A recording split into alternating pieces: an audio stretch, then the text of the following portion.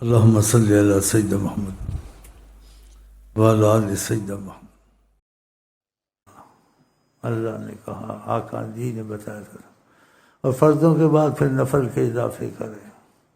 اگر نفل کے اضافے کیے بہت، نفل سکھاتا ہوں کرتے ہیں پھر چھوڑ دیتے ہیں، تو اللہ تعالیٰ کہتے ہیں نفلوں سے کے بعد، فرضوں کے بعد نفل کے اضافے کرتے ہیں تو اس کے میرے درمیان مسافت ختم ہو جاتی ہے، میں اس کا ہاتھ بن جاتا ہوں، زبان بن جاتا ہوں، یعنی جو کہتا ہے میں کر دیتا ہوں۔ ان چیزوں میں شک نہیں کرنا چاہیے، جو اللہ تعالیٰ فرمائے یا نبی کریم فرمائے۔